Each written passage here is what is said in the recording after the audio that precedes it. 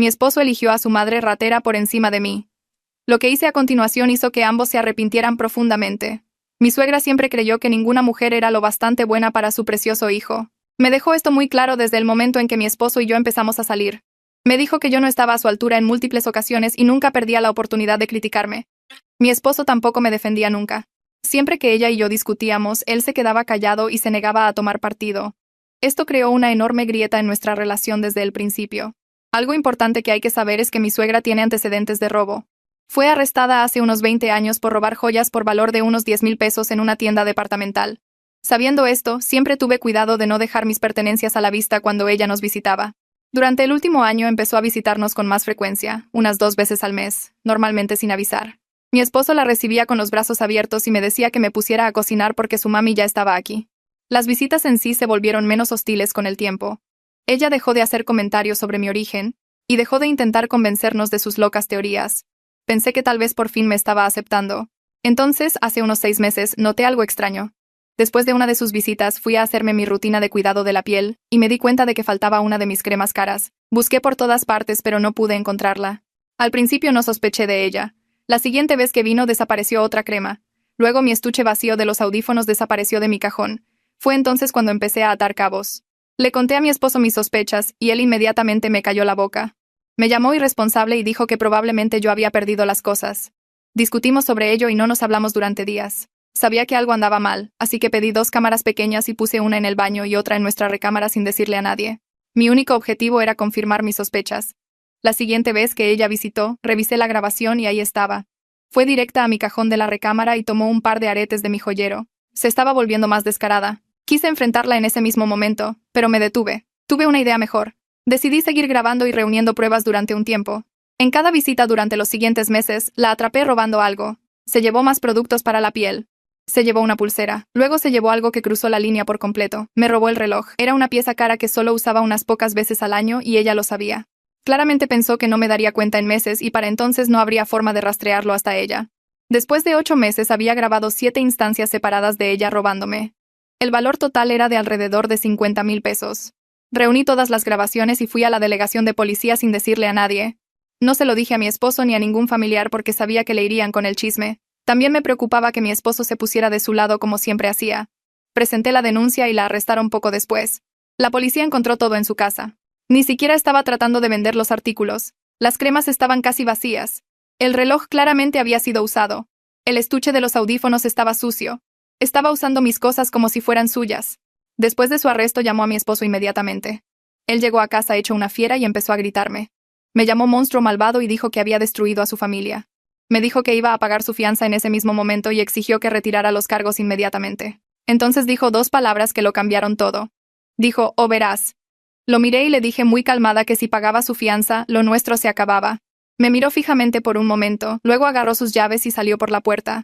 Manejó hasta la estación y pagó la fianza. Se quedó en casa de ella esa noche. A la mañana siguiente me desperté con docenas de llamadas perdidas de su familia. Sus tías y tíos me llamaban de todo, diciéndome cosas horribles y acusándome de haber destrozado a la familia. Su hermana me envió un mensaje larguísimo diciendo que debería darme vergüenza hacerle esto a una anciana. Ni una sola persona me preguntó qué había hecho ella para merecerlo. Ni una persona quiso escuchar mi versión. Mi esposo finalmente me llamó esa tarde. Me dijo que su madre estaba destrozada y que yo necesitaba arreglar esto. Dijo que si retiraba los cargos y me disculpaba con ella públicamente, consideraría volver a casa. Me reí.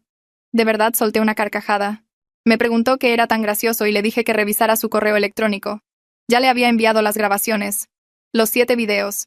Cada cosa que su madre robó captada en cámara tan claro como el agua. La línea se quedó en silencio. Entonces le dije una cosa más. Le dije que había ido a ver a una abogada esa mañana y lo que descubrí sobre nuestros bienes hacía que el arresto de su madre pareciera un problema pequeño. Intentó decir algo pero le colgué. Me senté en la mesa de mi cocina con papeles esparcidos por toda la superficie. Los documentos financieros que Marcela, mi abogada, solicitó cubrían todo, desde estados de cuenta de tarjetas de crédito hasta registros bancarios. Mis manos se movían por la pila lentamente al principio. Entonces encontré algo que me cortó la respiración. 3 cuentas de tarjetas de crédito que yo nunca abrí, 3 tarjetas a nombre de ambos de las que yo no sabía nada. Acerqué cada estado de cuenta y sumé los saldos en mi cabeza. 950,000 pesos. La cifra parecía imposible. Leí los cargos y vi restaurantes a los que nunca fui, hoteles y ciudades que nunca visité, disposiciones de efectivo sacadas una y otra vez. Mi teléfono estaba a mi lado y lo agarré con dedos temblorosos. Marcela contestó al segundo timbrazo. Le conté lo que encontré y se quedó callada un momento. Luego habló con esa voz tranquila de abogada que de alguna manera me hacía sentir menos, como si me estuviera ahogando. Me dijo que fotografiara todo ahora mismo. Cada página, cada estado de cuenta. Que no le dejara saber a él que descubrí esto. Me explicó algo sobre la disipación de bienes conyugales y cómo esto fortalecería mi caso significativamente. Apenas escuché los términos legales porque mi cerebro seguía dando vueltas a esa cifra. 950,000 pesos que él gastó sin decirme. Colgué y empecé a tomar fotos con mi celular. Cada foto se sentía como evidencia de un crimen. Después de terminar, fui directo a mi laptop e ingresé a nuestras cuentas bancarias. 6 horas desaparecieron mientras revisaba cada transacción de los últimos 2 años. Encontré retiros de nuestros ahorros conjuntos que yo nunca hice. Pequeñas cantidades al principio. 4,000 pesos aquí. 6,000 allá. Siempre justo por debajo de algún límite que activaría una notificación. Empecé una hoja de cálculo y rastreé cada retiro. El total llegó a 360,000 pesos tomados en pedacitos durante 8 meses. Me había estado robando lenta y cuidadosamente, asegurándose de que no me diera cuenta hasta que fuera demasiado tarde. Mi teléfono vibró con un mensaje de Johanna preguntando si estaba bien. Le contesté que necesitaba ayuda y si podía venir. Respondió inmediatamente que salía para allá. Seguí revisando documentos hasta que escuché su coche en la entrada. Entró y me encontró sentada en un nido de estados de cuenta impresos con lágrimas corriendo por mi cara. No hizo preguntas de inmediato. Solo fue a la cocina e hizo té. Luego se sentó a mi lado y me ayudó a organizar todo en carpetas mientras le explicaba lo que encontré. Las tarjetas de crédito. El dinero faltante. El patrón de robo que se remontaba a años atrás. Ella escuchó y ordenó papeles y me dijo que estaba haciendo lo correcto al documentar todo. Mi esposo empezó a llamar alrededor de las 8 de la noche. La primera llamada la ignoré. Luego la segunda. Para cuando llegó a 17 llamadas perdidas, puse mi teléfono en silencio. Johanna se quedó a dormir y preparamos la habitación de invitados para ella. Alrededor de la medianoche escuchamos su coche entrar. La puerta principal se abrió y se cerró. Sus pasos subieron las escaleras. Intentó abrir la puerta de mi recámara y la encontró cerrada con llave. Escuché cómo se quedaba allí parado un minuto antes de caminar hacia la habitación de huéspedes. Johanna y yo no hablamos. Solo escuchamos cómo se movía por la casa como un extraño. La mañana llegó demasiado rápido. Me vestí y bajé para encontrarlo sentado en la mesa de la cocina. Se veía agotado y enojado al mismo tiempo. Tenía ojeras oscuras y el pelo parado en direcciones extrañas. Se levantó cuando me vio y empezó a hablar inmediatamente. ¿Por qué le envié esos videos? ¿Por qué ignoraba sus llamadas? Actuaba como si yo le hubiera hecho algo malo a él, como si yo fuera el problema en esta situación. Su voz se hacía más fuerte con cada pregunta y yo solo me quedé allí dejándolo hablar. Cuando finalmente paró, hablé muy calmada. Le dije que quería que se fuera de la casa hoy mismo. Entonces recogí los estados de cuenta de la barra donde los dejé y los deslicé sobre la mesa hacia él. Su cara se puso completamente blanca. Todo el color se le fue como si alguien hubiera jalado un tapón. Levantó el primer estado de cuenta y su mano empezó a temblar. Miró el segundo. Luego el tercero. Abrió la boca pero no salió ningún sonido. Finalmente recuperó la voz e intentó explicar. Su madre necesitaba dinero para gastos legales. Tenía facturas médicas. Solo estaba ayudando a la familia. Las palabras salían rápidas y desesperadas. Esperé hasta que terminó y luego señalé lo que realmente hizo. Robó de nuestras cuentas conjuntas. Abrió tarjetas de crédito fraudulentas a mi nombre. Tomó dinero que nos pertenecía a ambos y se lo dio a su madre ladrona. Eso lo convertía en un ladrón igual que ella. Dije cada palabra lentamente para que entendiera exactamente lo que quería decir. Su cara cambió de blanca a roja. Se enojó y me dijo que estaba siendo dramática. Las parejas casadas comparten finanzas, así que no era realmente robar. Siguió hablando de cómo yo estaba exagerando y sacando las cosas de proporción. Johanna entró a la cocina justo en ese momento. Lo miró y le dijo que tenía 2 horas para empacar lo esencial y largarse de esta casa. Su voz no tembló en absoluto. Mi esposo pareció sorprendido de que Johanna estuviera allí. Intentó discutir con ella. Le dijo que esto era entre él y su esposa. Ella sacó su celular y lo sostuvo en alto. Dijo muy claramente que iba a llamar a la policía si él no se iba en 2 horas. Él la miró fijamente por un largo momento. Luego me miró a mí. No dije nada. Se dio la vuelta y subió las escaleras hecho una furia. Escuchamos cómo aventaba cosas en las maletas, cajones cerrándose de golpe, puertas de closet golpeándose. Los sonidos de él empacando su vida y yéndose. Mi teléfono sonó mientras él seguía arriba tirando cosas. Vi el nombre de Marcela en la pantalla y fui a la sala para contestar. Me dijo que el fiscal iba a proceder con el caso contra mi suegra. La evidencia era demasiado clara para ignorarla. Entonces dijo algo que hizo que se me oprimiera el pecho. Encontraron artículos robados adicionales en su casa que coincidían con otros reportes policiales del vecindario. Había estado robando a varias personas durante meses, tal vez años. Le agradecí a Marcela y colgué justo cuando escuché sus pasos en las escaleras. Bajó cargando 3 maletas, una en cada mano y otra bajo el brazo. Se detuvo en la puerta y me miró con una expresión que nunca había visto antes, puro odio. Abrió la boca y me dijo que me iba a arrepentir de esto. Su voz era fría y plana. Caminé hacia la mesa donde dejé el sobre que Marcela me dio esa mañana y lo recogí. Se lo tendí sin decir nada. Soltó 2 de las maletas y tomó el sobre de mi mano. Lo vi abrirlo y sacar los papeles de adentro.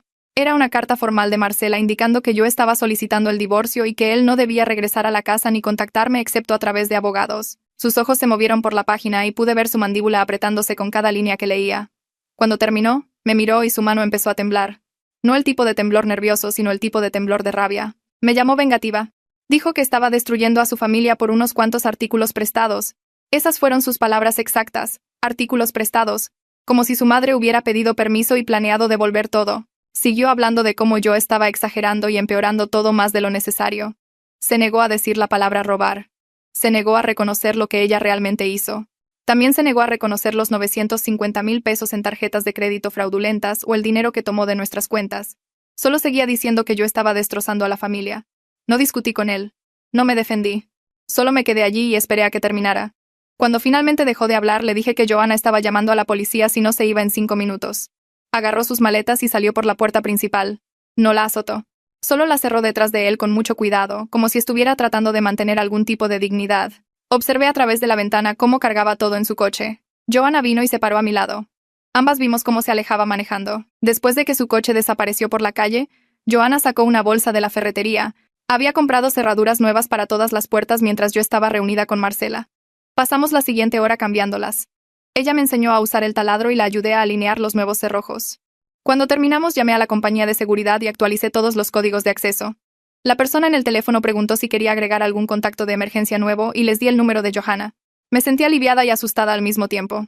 Aliviada de que se hubiera ido y no pudiera simplemente volver a entrar cuando quisiera. Asustada por lo que pasaría después y qué tan feo se pondría esto antes de terminar. Esa tarde manejé a la oficina de Marcela para nuestra reunión programada. Tenía una oficina en la esquina del 3er piso de un edificio en el centro. La sala de espera tenía muebles bonitos y arte en las paredes. Su asistente me dijo que pasara directamente. Marcela estaba sentada detrás de su escritorio revisando papeles cuando entré. Levantó la vista y sonrió. Pero no fue una sonrisa feliz. Era el tipo de sonrisa que decía que sabía que esto iba a ser difícil, pero que saldríamos adelante. Me señaló la silla frente a su escritorio y me senté. Pasó los siguientes 40 minutos explicándome el proceso de divorcio en detalle. Usó palabras que no entendí completamente al principio, como descubrimiento de pruebas, deposición y bienes conyugales. Dibujó diagramas en un bloc de notas para mostrarme cómo funcionaría la línea de tiempo. Me explicó que, dado el fraude financiero y su elección de pagar la fianza de su madre después de mi ultimátum, yo tenía un caso muy fuerte para un divorcio por causal de culpa. Dijo que el juez probablemente simpatizaría con mi posición, especialmente con toda la evidencia documentada. Me hizo preguntas sobre nuestras finanzas y nuestra propiedad, y cuánto tiempo habíamos estado casados.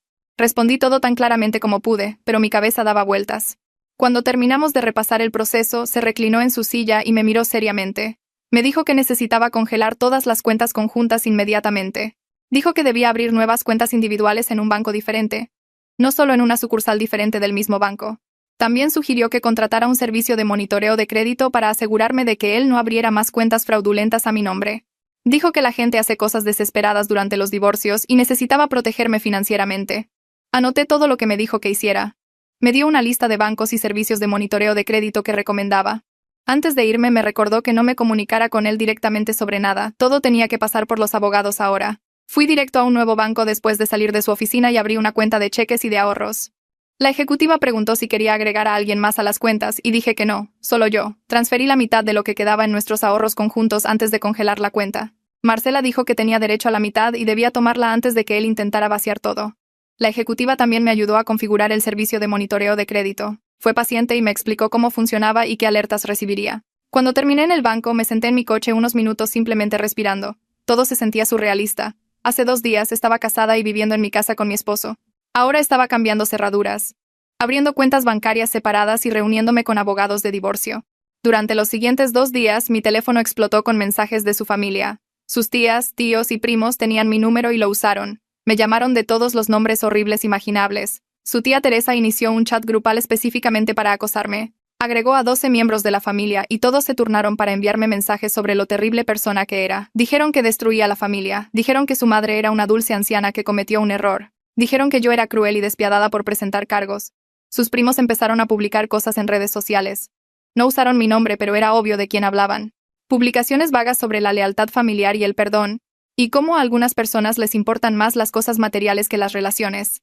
Hice captura de pantalla de cada mensaje, cada texto, cada publicación en redes sociales y cada correo de voz. Creé una carpeta en mi computadora y guardé todo con fechas y horas. Luego se lo reenvié todo a Marcela.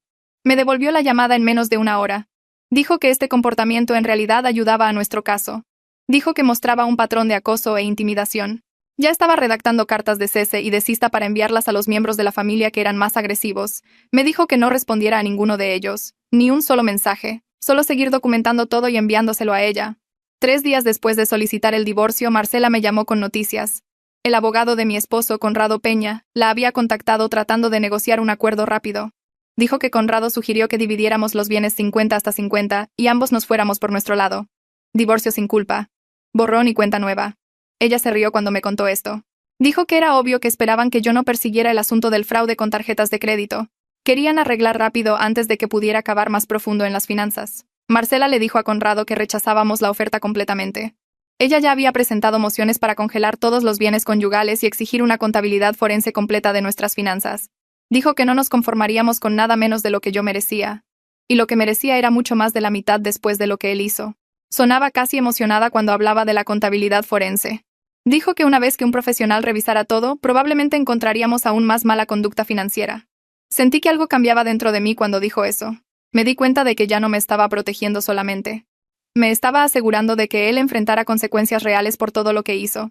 Entré de nuevo a mi edificio de oficinas el lunes por la mañana después de 3 días fuera, y todo se veía diferente de alguna manera. El vestíbulo familiar se sentía extraño.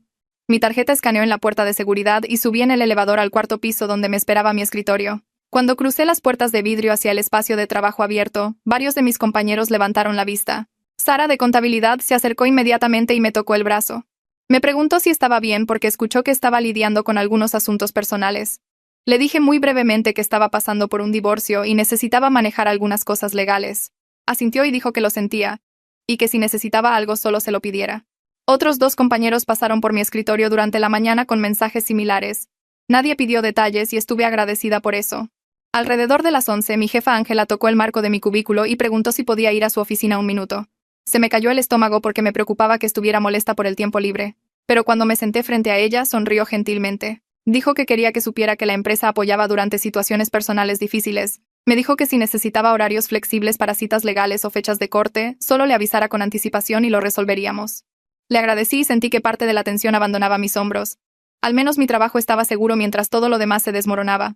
Esa tarde mi teléfono sonó mientras revisaba un contrato y vi que era un número que no reconocía. Casi dejó que se fuera al buzón, pero algo me hizo contestar. La voz al otro lado se presentó como el detective Briceño del departamento de policía. Mi corazón empezó a latir más rápido. Dijo que llamaba por el caso de mi suegra y quería actualizarme sobre los procedimientos.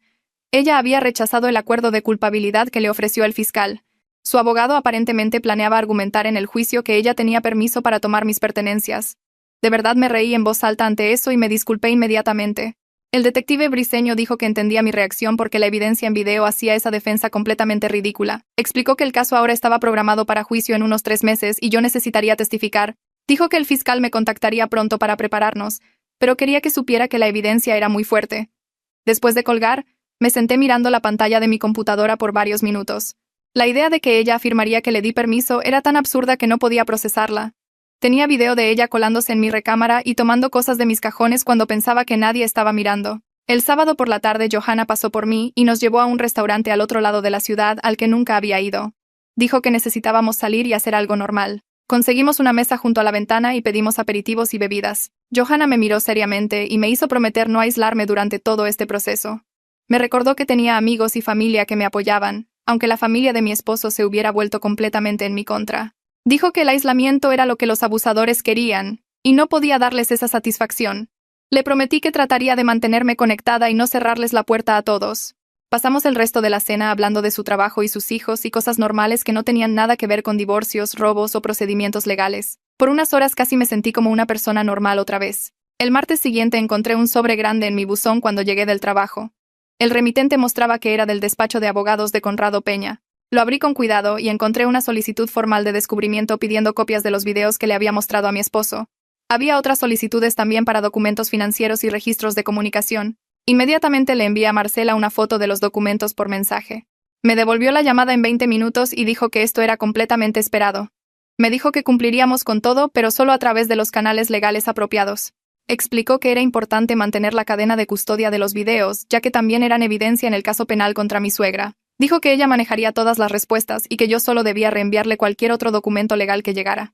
Sonaba tranquila y profesional y eso me ayudó a sentirme menos ansiosa por todo el asunto. 3 días después, Marcela me llamó con noticias sobre el contador forense que había contratado. Terminó su revisión inicial de nuestros registros financieros y encontró aún más problemas de los que yo había descubierto por mi cuenta. Mi esposo había estado transfiriendo dinero a las cuentas de su madre durante los últimos 3 años. El monto total era de 640,000 pesos. Todo ello hecho sin mi conocimiento o permiso. Algunas transferencias estaban etiquetadas como préstamos, pero no había documentación ni reembolso. Otras transferencias tenían descripciones vagas como ayuda familiar o ayuda de emergencia. Marcela dijo que esto era evidencia clara de mala conducta financiera durante el matrimonio. Explicó que en nuestro estado este tipo de comportamiento podría afectar cómo se dividían los bienes en el divorcio. Ella ya estaba redactando una moción de emergencia para evitar que él accediera a los fondos conjuntos restantes. Sonaba casi emocionada cuando hablaba de ello. El juez concedió la moción de emergencia de Marcela al día siguiente. Recibí la notificación por correo electrónico de su oficina. Todas las cuentas conjuntas estaban ahora congeladas y mi esposo no podía acceder a ellas sin aprobación judicial. Marcela dijo que el juez claramente no estaba impresionado con su comportamiento financiero. Adjuntó una copia de la orden que establecía muy específicamente que él había incurrido en engaño y mala conducta financiera. Leer esas palabras en un documento oficial de la corte se sintió validador de una manera que no había esperado. Alguien con autoridad estaba reconociendo que lo que él hizo estaba mal. 2 días después de eso, estaba caminando hacia mi coche en el estacionamiento después del trabajo cuando escuché a alguien llamando mi nombre. Me di la vuelta y allí estaba mi esposo caminando rápidamente hacia mí desde el otro lado del lote. Todo mi cuerpo se congeló. Empezó a decir que necesitaba hablar conmigo y que teníamos que resolver esto. Retrocedí hacia el edificio y le dije que no se suponía que me contactara. Siguió caminando más cerca diciendo que esto era ridículo y que todavía estábamos casados y tenía derecho a hablar con su esposa. Saqué mi teléfono y llamé a seguridad del edificio. En minutos 2 guardias de seguridad salieron y expliqué que había una orden legal de no contacto directo. Le pidieron que se fuera inmediatamente.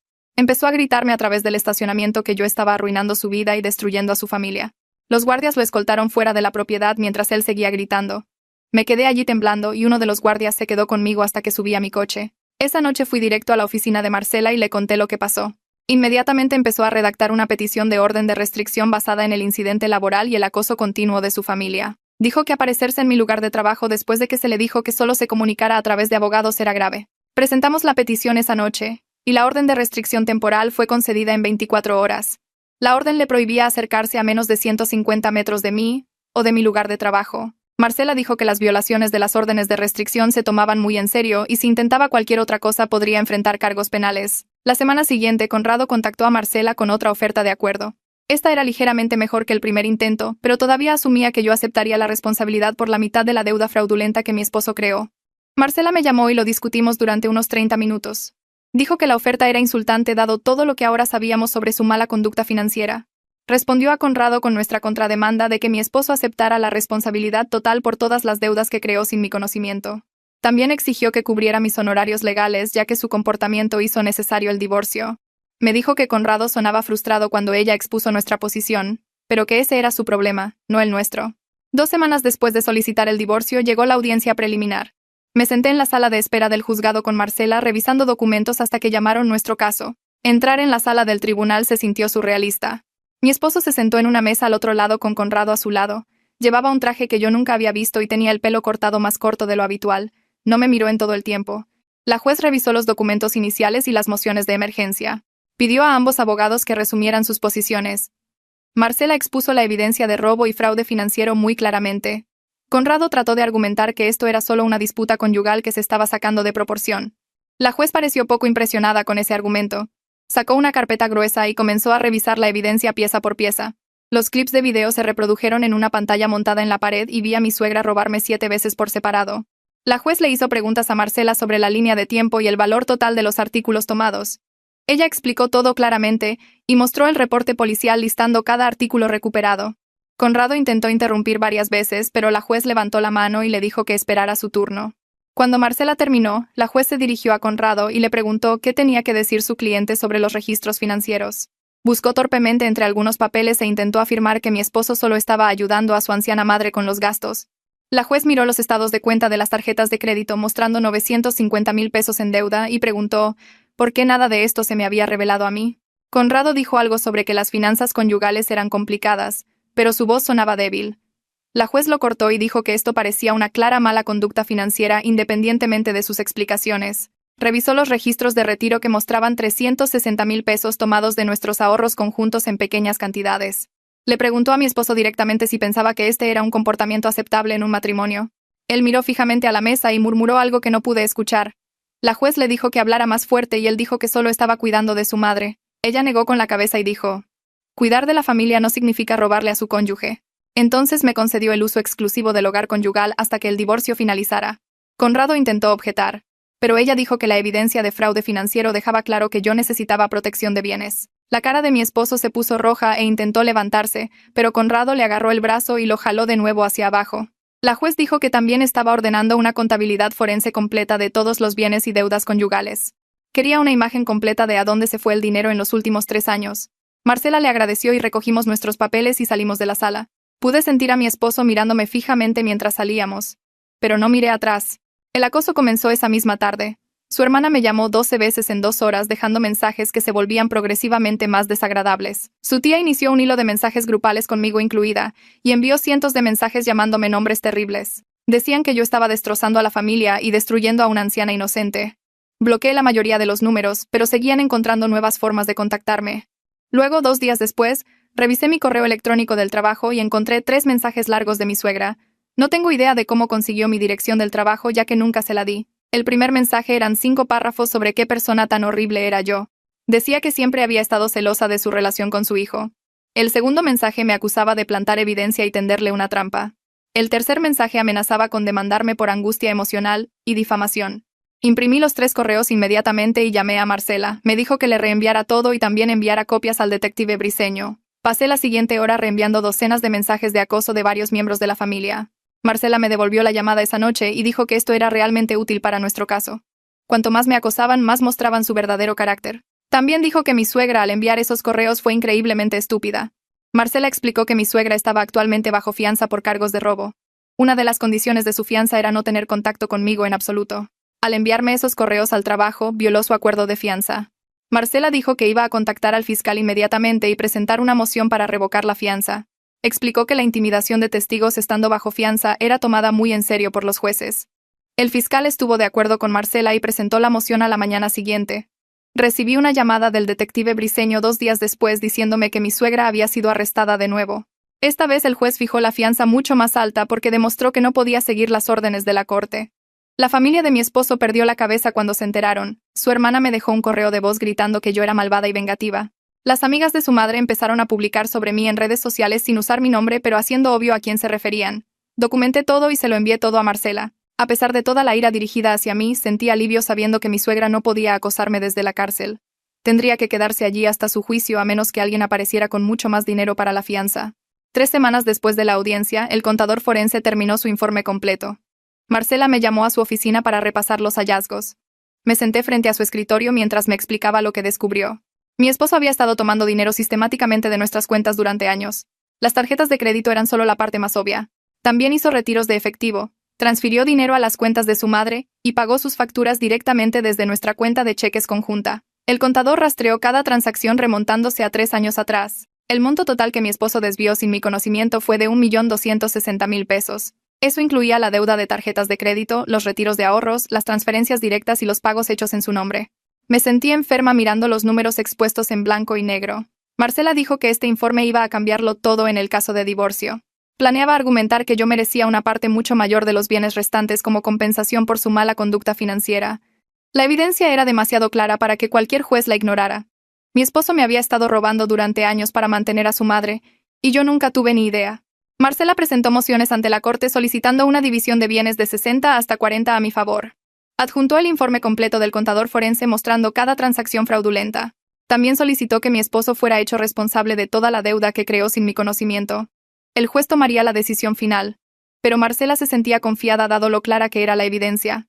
Dijo que los jueces no ven con buenos ojos a los cónyuges que ocultan decisiones financieras importantes y acumulan deudas secretas. La audiencia para estas mociones estaba programada para 6 semanas después. Mientras tanto, traté de concentrarme en el trabajo y en cuidarme. El acoso constante de su familia era agotador, pero seguí bloqueando números y documentando todo. Marcela me aseguró que su comportamiento solo estaba ayudando a nuestro caso al mostrar su verdadero carácter. Decidí que necesitaba ayuda profesional para procesar todo lo que pasó. Encontré una terapeuta que se especializaba en divorcios y conflictos familiares. Su consultorio estaba en un edificio tranquilo en el centro, y empecé a verla 2 veces por semana. Durante nuestra primera sesión, le conté toda la historia de principio a fin. Escuchó sin interrumpir y tomó notas ocasionalmente. Cuando terminé dijo algo que me impactó fuerte. Me dijo que el comportamiento de mi esposo mostraba quién era él realmente todo el tiempo. Yo seguía poniendo excusas para él porque quería creer que cambiaría. Ella dijo que yo había estado esperando que él me defendiera eventualmente, pero nunca lo hizo. No cuando su madre me criticaba, no cuando me robaba, ni siquiera cuando se enfrentó a la clara evidencia de sus crímenes. Él la eligió a ella cada vez, y yo seguía dándole oportunidades. Las sesiones de terapia me ayudaron a entender que yo no era responsable de sus elecciones. Yo no lo obligué a robar dinero ni a pagar la fianza de su madre. Esas fueron sus decisiones que mostraron sus verdaderas prioridades. Empecé a sentirme menos culpable por el divorcio y más segura de que tomé la decisión correcta. 6 semanas después de que se presentara el informe forense, recibí una llamada de la fiscal que manejaba el caso penal de mi suegra. Me dijo que la fecha del juicio estaba fijada para dentro de 3 meses. Explicó que yo necesitaría testificar sobre el descubrimiento de los robos y la instalación de las cámaras. Dijo que el abogado defensor trataría de hacerme ver vengativa, pero la evidencia en video era demasiado clara para que esa estrategia funcionara.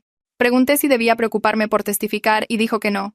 El video mostraba todo y no había forma de justificar que mi suegra tomara mis pertenencias 7 veces por separado. El detective briseño me llamó más tarde ese mismo día para ver cómo estaba. Dijo que el caso era sencillo y no debería estresarme por el juicio. La evidencia hablaba por sí misma y la fiscal era buena en su trabajo. Me recordó que encontraron todos los artículos robados en su casa, y muchos estaban claramente usados. No había una explicación razonable de por qué tenía mis cosas y no las robó. Conrado contactó a Marcela de nuevo con una nueva oferta de acuerdo. Este fue su tercer intento de negociación. Marcela me llamó y leyó la oferta por teléfono. Esta vez Conrado reconoció la mala conducta financiera. Ofreció que mi esposo aceptara la responsabilidad total por todas las deudas fraudulentas. También propuso una división de bienes de 60 hasta 40 a mi favor. Marcela dijo que esta era una mejora significativa respecto a sus ofertas anteriores. Pensó que Conrado finalmente se dio cuenta de que no tenían una buena defensa contra la evidencia forense. Los números no mentían, y ningún juez creería las afirmaciones de mi esposo sobre solo estar ayudando a la familia. Le pregunté a Marcela qué pensaba que debería hacer. Dijo que necesitábamos discutirlo cuidadosamente antes de tomar cualquier decisión. Nos reunimos en su oficina a la tarde siguiente para revisar la oferta de acuerdo en detalle. Marcela puso todos los documentos en su mesa de conferencias. Explicó que aceptar esta oferta terminaría el divorcio mucho más rápido. Si la rechazábamos e íbamos a juicio completo, podría obtener una división ligeramente mejor. Pero dijo que un juicio tomaría al menos 6 meses más y costaría más en honorarios legales. Me explicó las matemáticas mostrando lo que recibiría bajo el acuerdo versus lo que podría obtener del juicio. La diferencia no era enorme cuando factorizabas el tiempo adicional y los costos legales. Le pregunté qué haría ella en mi posición. Dijo que esa era una decisión personal que solo yo podía tomar. Algunos clientes querían pelear por cada peso por principio. Otros querían cerrar el ciclo y seguir adelante con sus vidas lo más rápido posible. Lo pensé durante mucho tiempo mientras Marcela esperaba pacientemente. Me di cuenta de que no quería pasar 6 meses más peleando con mi esposo a través de abogados. Quería que esto terminara para poder empezar a reconstruir mi vida. Le dije a Marcela que aceptaría la oferta de acuerdo. Asintió y dijo que contactaría a Conrado para finalizar los términos. Las siguientes 2 semanas estuvieron llenas de papeleo. Marcela me llamaba casi a diario con actualizaciones sobre formularios presentados y documentos procesados. El divorcio se movió más rápido de lo que esperaba porque ya teníamos el acuerdo de conciliación firmado y notariado. Me dijo que el juez revisaría todo y firmaría el decreto final en 30 días si no había complicaciones. Pregunté si podría haber complicaciones, y dijo que no. Todo era sencillo ahora que mi esposo aceptaba la responsabilidad por las deudas fraudulentas y estaba de acuerdo con la división de bienes. Pasé esas semanas limpiando closets y sacando cualquier cosa que me recordara a él. Doné su ropa vieja que dejó atrás y tiré fotos donde aparecía su madre. Johanna me ayudó a empacar los regalos de boda de su familia y los envié de vuelta sin dirección de remitente. Se rió cuando le conté lo que hice y dijo que sus parientes probablemente merecían algo peor.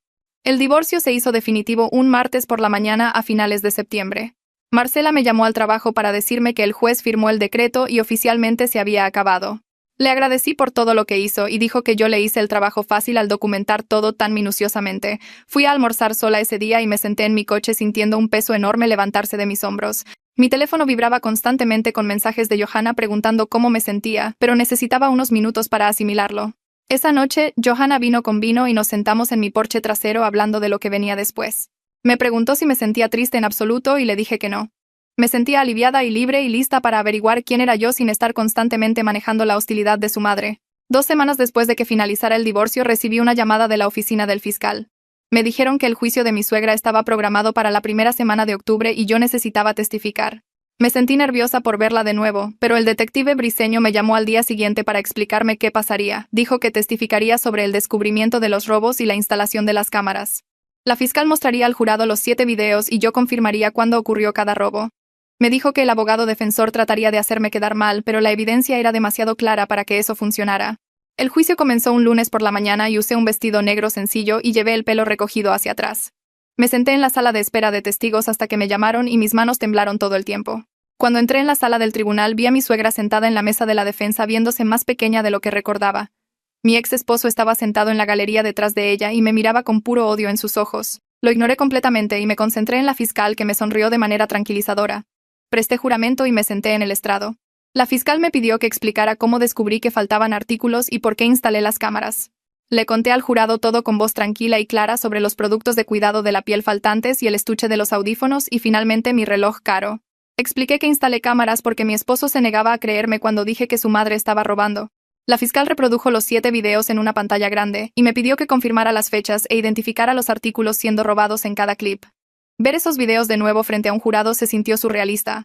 Ahí estaba mi suegra en cámara revisando mis cajones y tomando mis pertenencias como si tuviera todo el derecho a ellas. El jurado observó en silencio y vi a varios de ellos negando con la cabeza. El abogado defensor se levantó para el contrainterrogatorio y preguntó si alguna vez le había dado permiso a mi suegra para pedir prestado algo. Dije que no. Preguntó si teníamos una relación hostil y dije que sí porque ella me dijo repetidamente que yo no era lo bastante buena para su hijo. Trató de sugerir que le tendí una trampa porque no me caía bien, pero me mantuve tranquila y señalé que ella tenía una condena por robo de hacía 20 años. La fiscal objetó y el juez lo sostuvo, pero el jurado escuchó lo que dije. Después de que terminé de testificar, se me permitió quedarme y ver el resto del juicio. Mi suegra subió al estrado al día siguiente y afirmó que pensó que yo le había dado permiso para pedir prestadas las cosas. La fiscal le preguntó por qué nunca devolvió nada y por qué escondió los artículos en su casa. Ella tropezó con sus respuestas y empezó a llorar diciendo que yo siempre la había odiado y quería destruir su relación con su hijo. La fiscal mostró al jurado que los productos para la piel estaban casi vacíos y mi reloj había sido usado múltiples veces. Preguntó cómo funcionaba eso de pedir prestado algo si lo usabas todo y nunca planeabas devolverlo. Ella no tuvo una buena respuesta. El jurado salió a deliberar el miércoles por la tarde. Me senté en el pasillo con Johanna, quien se tomó el día libre del trabajo para estar allí conmigo. Esperamos menos de 3 horas antes de que el alguacil nos llamara de vuelta. El jurado encontró a mi suegra culpable de todos los cargos. Ella empezó a sollozar ruidosamente, y mi ex esposo saltó gritando que esto era todo mi culpa. El juez amenazó con declararlo en desacato y él se volvió a sentar. La sentencia ocurrió 2 semanas después. El juez condenó a mi suegra a 18 meses de cárcel y le ordenó pagar la restitución completa por todo lo que me robó a mí y a otras víctimas en el vecindario. Aparentemente, la policía encontró artículos pertenecientes a otros 3 vecinos cuando registraron su casa. El juez dijo que no mostró remordimiento y claramente se sentía con derecho a tomar lo que quisiera. Mi ex esposo me fulminó con la mirada desde el otro lado de la sala como si yo personalmente la hubiera metido en la cárcel en lugar de sus propias acciones. Salí del juzgado ese día y Johanna me estaba esperando en los escalones. Fuimos a almorzar a este pequeño café que me encantaba y ella pidió champán aunque era mediodía de un jueves. Levantó su copa y dijo: «Por la justicia y los nuevos comienzos». Choqué mi copa contra la suya y me sentí genuinamente feliz por primera vez en meses. Durante las siguientes semanas comencé a redecorar mi casa para hacerla sentir mía. Pinté la recámara de un color azul suave que siempre quise, y compré ropa de cama nueva que no me recordara a él. Reemplacé el sofá que elegimos juntos por uno que elegí yo misma. Johanna me ayudó a colgar obras de arte nuevas y reacomodamos los muebles hasta que todo se sintió diferente. Me reconecté con amigas de las que me había alejado durante mi matrimonio. Sara y Michelle vinieron a cenar un viernes y hablamos durante horas sobre todo lo que pasó. Ambas admitieron que nunca les gustó cómo me trataba mi esposo, pero no sabían cómo decir nada. Sara dijo que notó que yo siempre parecía ansiosa cuando su madre visitaba y deseaba haber hablado. Les dije que no era su culpa, y que solo estaba contenta de tenerlas de vuelta en mi vida. La familia de mi ex esposo siguió publicando cosas en redes sociales sobre nueras malagradecidas y cómo algunas personas destruyen familias. Bloqueé a cada uno de ellos y me negué a engancharme. Marcela me dijo que a menos que me contactaran directamente de nuevo, era mejor simplemente dejarlo pasar. Llegó una carta de la oficina de restitución unas 6 semanas después de la sentencia. Decía que mi suegra comenzó a hacer pagos desde la cárcel a través de su programa de trabajo. La cantidad era solo de 800 pesos al mes. Pero ver ese primer pago se sintió validador.